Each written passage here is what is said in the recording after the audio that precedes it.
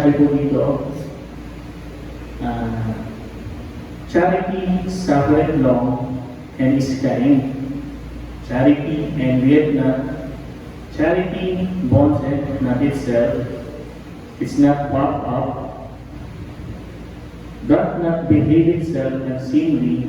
Seeketh not her own. Is not easily provoked. Thinketh no evil. Rejoiceth not in iniquity, but rejoiceth in the truth. Beareth all things, believeth all things, hopeth all things, endureth all things. And last verse, charity never faileth, but whether there are prophecies, they shall fail. Whether there be tongues, they shall cease. Whether there be knowledge, it shall vanish away. Tayo po yung mukat manalangin. Panginoon Yeshua, kami po ay nagpupuri ng pagpasalamat sa umaga po ito na kami po ay binigyan po ng pagkakataon at magkatipong tipon upang pag-aralan po ang iyong napakatamis na salita. Dalangin po po man na huwag po sana nakita po ang kung po ang aking kahinaan, bagkus ikaw po ang makita po nila sa inyong harapan. Tulungan po ako na maipaliwanag po at maipaintindi ang mga nilalaman ng inyong salita. Ito po ang aming sakang dalangin sa Kristo ng Pangalan ni Yeshua Christ. Amen. Okay, maaaring po tayo magsimpo. Pwede po ba natin i-plus sa Tagalog po yung verses po na binasa natin. Request lang po para po mas matamis. Okay. Sabi po dito, ang pag-ibig daw po ay matyaga, magandang loob, at hindi may hindi. Hindi mayaman, hindi mapagmataas man, hindi magaspang pag-uugali, hindi makasarili, hindi magagalitin, o mapagtanim ng sama ng loob sa kapwa. Hindi ito natutuwa sa masama, sa halip ay nagagalak sa katotohanan. Ang pag-ibig ay matiising, mapagtiwala, puno ng pag-asa, at nagtsitsaga hanggang wakas. Verse 8, matatapos sa kakayahang magpahayag ng salita ng Diyos, titigil din ang kakayahang magsalita sa iba't ibang mga wika, mawawala ang kaalaman, ngunit ang pag-ibig ay walang hanggan. Amen po ba?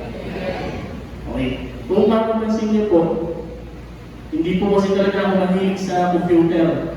Kaya kapag po i-request po ni Pastor na tumayo po ako dito, puro nasa papel lang po. Kasi siya na po kayo. Siguro po mas mainam din yun para at least although naiksi lang po na kayo mga kaliwanag, kaya at least nakapokus naman po kayo sa akin. Kung bigyan po kayo makinig sa akin. So, ayun. Tulungan niyo po ako na titindigin na mabuti ang salita ko. So, una sa lahat, binabati ko po kayo ng advance Happy Valentine's Day. Sino po ba dito ang mga may asawa na? Taas po ang mga yung mga dalagang binata pero umiibig na. Siyempre, wala na namin. Baka namin yung mga parents nyo. No?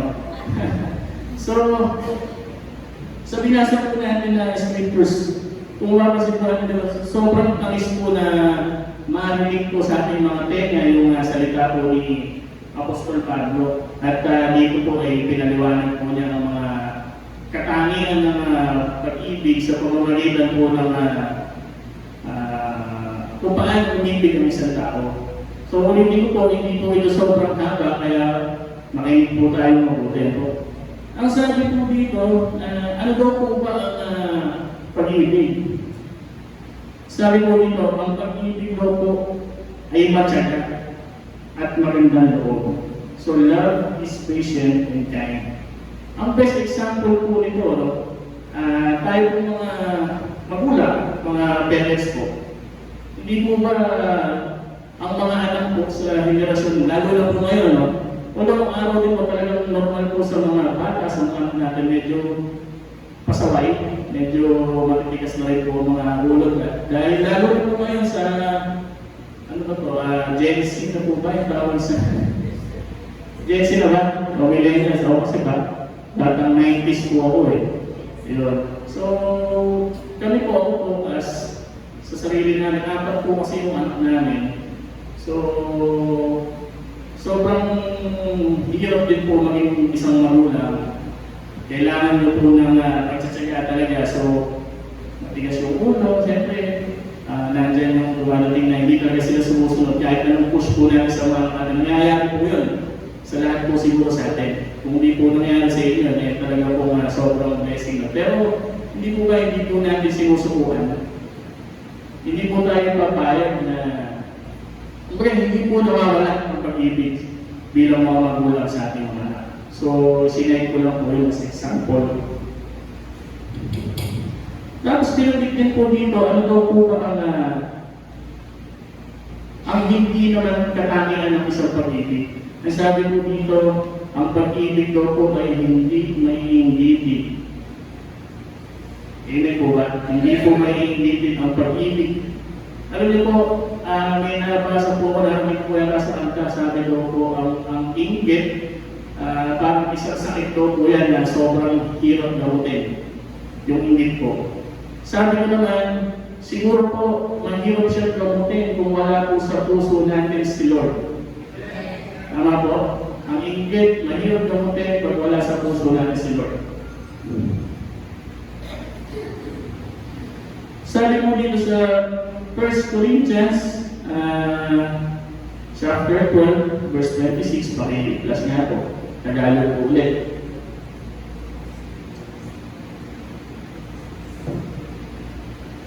Kung nasasaktan ang isang bahagi, nasasaktan ang lahat. Kung pinaparangalan ang isang bahagi, nagagalaw ang lahat. Di mo ba? So, kung ang kapwa po natin, kapamilya po natin, kapatid po natin, o church member natin, nakakakanas po ng tagumpay, sabihin natin na umasenso po sa buhay, o nakapasa bilang lawyer, doktor, di po ba dapat po tayo magalak? Kumbaga, katagumpayan din po para sa atin ang bagkus na, kumbaga, imbis po na magdinanakit po tayo at bakit hindi nangyayari sa buhay natin yun, dapat po magalak tayo para maging inspirasyon po sa atin yung tagumpay po ng ating kapwa. So, ang pag-ibig po ay hindi po may inggitin. Ano po po sa atin? Ang pag-ibig daw po ay hindi daw po mayabang at di mapagmaasman. Alam niyo po, ito, madalas po nangyayari po ito. Sobrang dami po nakakahalubilo na ito, lalo na po sa larangan po ng negosyo po namin na ginagalawan. Kung minsan po ang na-flip sa mga success nila, yung sarili po nila. Kumaga, even ako po, kung dumating po sa time na ito, parang mararamdaman po natin parang ang galing-galing mo. So, nakakalimutan po natin dito, no, na kung ano man po, ang lahat ng meron po tayo, tinatamasa po natin, kayamanan, karuman, hindi po ba huwag natin kalilimutan na ito po ay paniraw lamang at galing po sa ating Panginoon. Pinagkatiwala po ito sa atin upang palaguin po natin at magamit po natin sa ating mga kapwa. Pag-plus po yung 1 Corinto 15:10.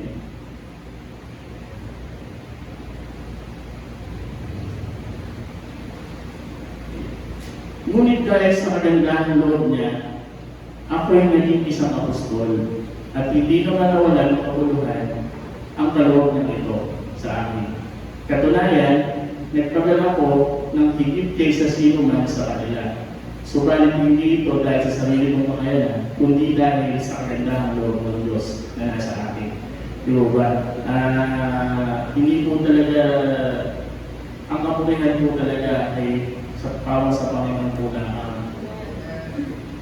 yun po pagka nilagay po natin sa dibdib po natin, sa isip at puso po natin, hindi po tayo maliligaw. Alam niyo po yung blessings po, mas nag-overflow kaysa po yung inaano po natin. Kumbaga, tinataas po natin sarili natin. Yung pa, tinaas yung sarili, iba-baba kayo, diba? So, hindi po nag-glorify po ang ating Panginoon sa kaya. Sabi rin po dito sa Taga-Corinto 3:21, 1 Corinthians 3:21, please. Kaya't huwag ipagpalagay man ang nagawa ng tao para sa inyo ang lahat ng ito. Sa English po. Therefore, let no man glory in man, for all things are yours. So, kung magyayabang po tayo, siguro po ang dapat po natin ipagyabang ay ang ating Panginoon. Ipagyabang po natin na kung ano po ang meron tayo ay dahil po sa Panginoon. Yan po ang pinakamasarap po ipagyabang sa mga tropa natin, sa mga kumare natin, sa kapamilya natin. Yan po ang pinakamasarap ibilang ito po.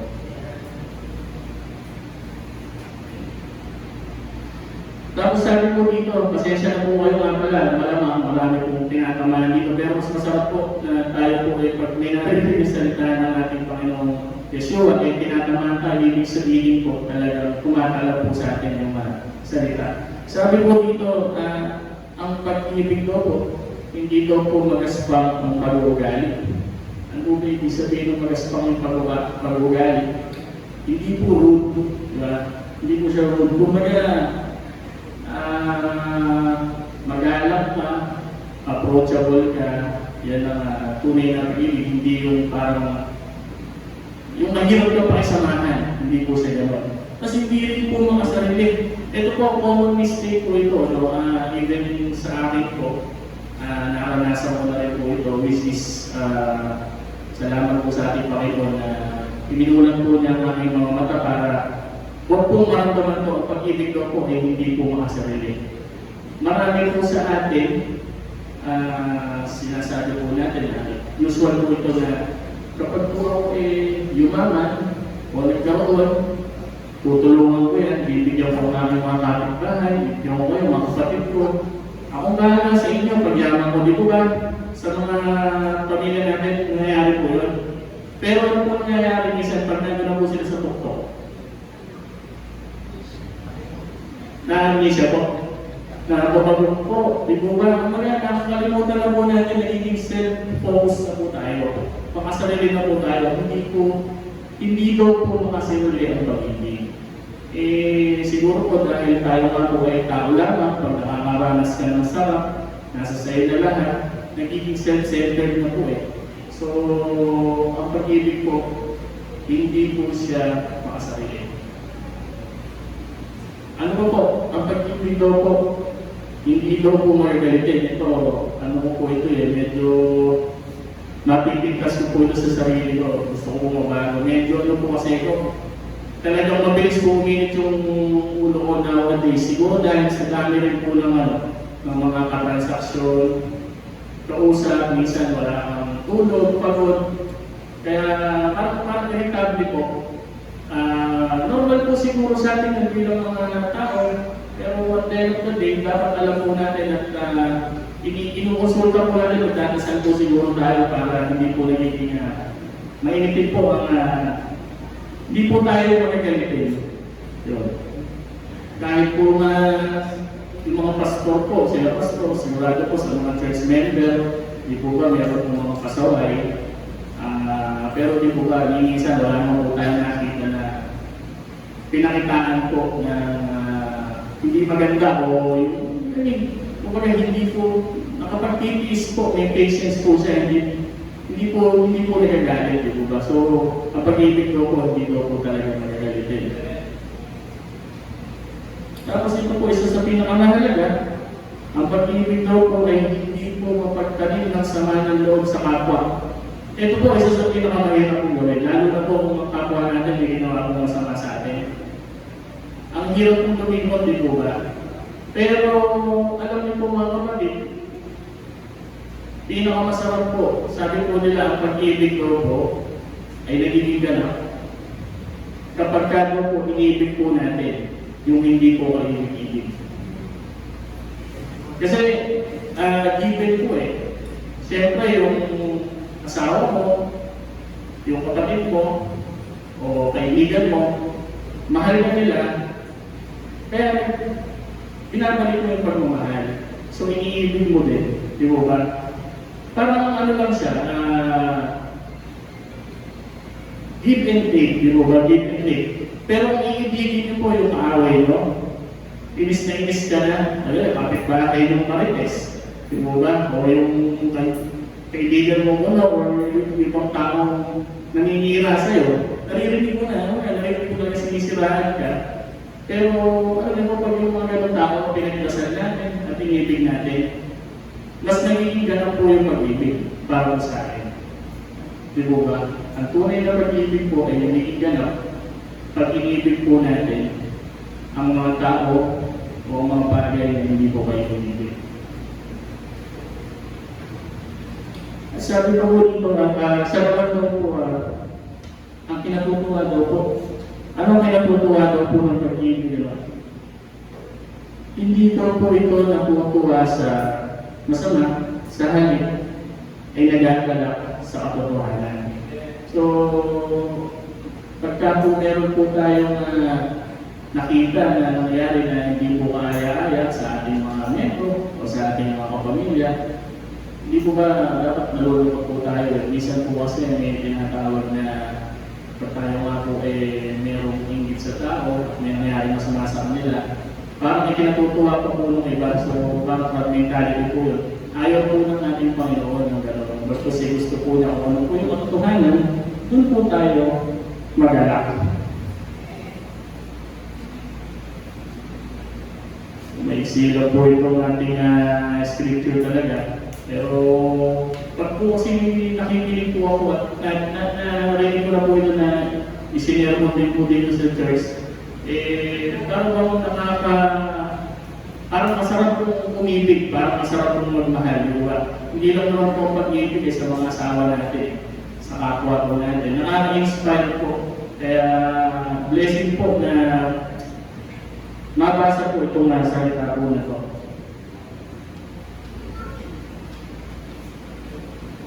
Ang pag-ibig po, hindi lang po siya yung love is not just a romantic feeling but a selfless act of commitment and sacrifice.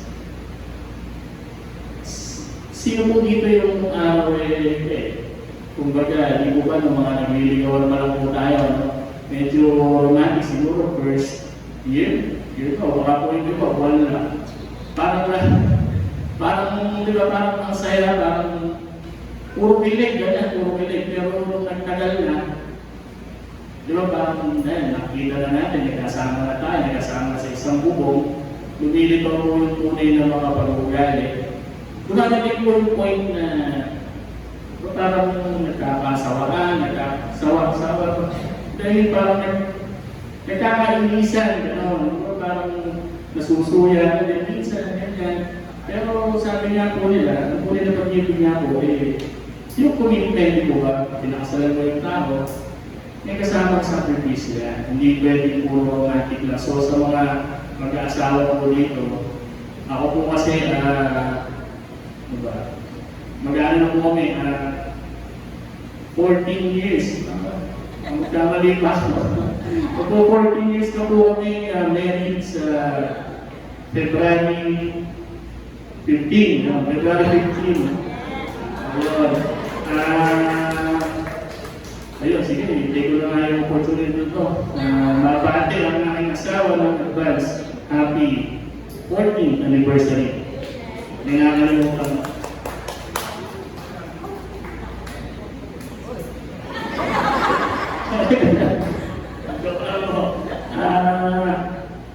Ayun, ano po kung ano sabi dito? Love as a foundation of faith.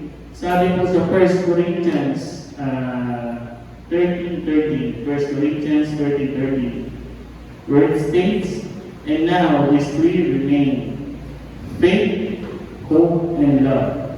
But the greatest of these is love. So, ito niyo po, talagang hindi po tayo maaaring magkaroon ng faith kung wala tayong pagmamahal. Love po ang pinakamahalaga. Meron po tayo tinatawag ng God's unconditional love. Alam niyo po, yan ang hindi po natin kaya i-break yung pagmamahal po ng Panginoon. Pero dapat po ito ang ating gayahin mo sa buhay. Kasi He loves us unconditionally. Even though ano man po ang katayuan namin sa buhay, tayo man po ang pinakamasamang tao sa mundo, pinakamabuti, pinakamahirap, pinakamayaman, mahal po tayo ng Panginoon. Wala pong ifs, walang but, basta no exception. Love po tayo ng ating Panginoon. Sabi po sa John 3:16, di po ba? Kung gano'n po na tayo kamahal, di ba? For God so loved the world that He gave His only begotten Son, that whoever believes in Him shall not perish, but have an eternal life. Wala pong makakapag nun. Siguro, hindi po natin kahit isakripisyo po, di ba? Yung ating anak, isinilang para lang mamatay, para tubusin po ang kasalanan po natin mga tao. Di ba? Sabi din po sa Romans 5:8, God demonstrates His own love toward us, in that while we were yet sinners, Christ died for us. Sabi din po sa John 17:24, Father, I will that they also whom Thou hast given me be with me where I am, that they may behold Thy glory which Thou hast given me, for Thou lovedst me before the foundation of the world. So, paano po ba nagkakaiba ang pag-ibig ng ating Panginoon sa tao? May mga differences po yan. Ano po ang kinaibahan ng pagmamahal ng ating Panginoon kaysa sa pagmamahal ng ating mga tao? Yun po, ang pagmamahal po ng ating Panginoon, kumbaga, unconditional. Hindi po ito parang tao na mahal mo siya dahil magaling siya. Hindi po ito nakadepende sa performance po natin. Nabanggit ko nga po kanina, regardless kung ano po tayo, mahal po tayo ng Panginoon. Hindi po kagaya ng tao. Pag po ang tao ay visit po sa atin o hindi po maganda ang performance, malamang sa malamang, hindi po natin mahal yun. Di po ba?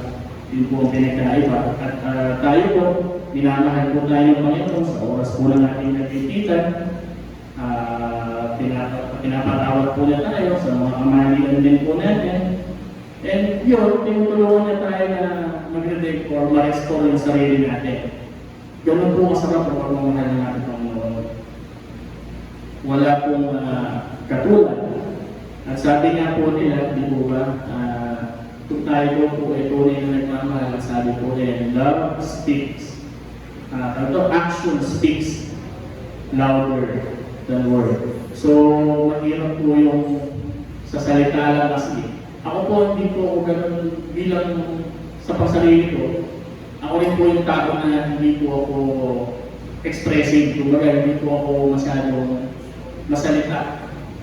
Pero kung hindi naman po sa nahihiya o wala lang, mas gusto ko po yung ipinagdadama ko na lang nararamdaman na lang po ng kapwa ko yung pagmamahal. So, yun nga, action speaks louder than words. Tapos huwag po natin kalilimutan kung bakit po ba tayo nagmamahal. Ano po ba ang dahilan kung bakit po tayo nagmamahal? Sabi po dito sa 1 John 4:19. Ito po ang dahilan kung bakit po tayo nagmamahal. We love Him because He first loved us. Bago pa po tayo mamunod sa mundo, may nahal na po tayo ng ating Panginoon.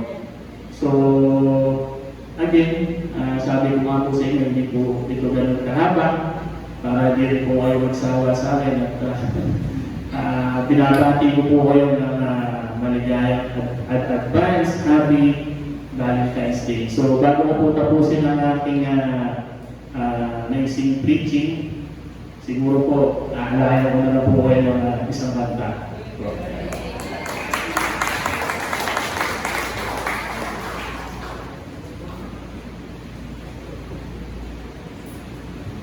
Nice throw, please.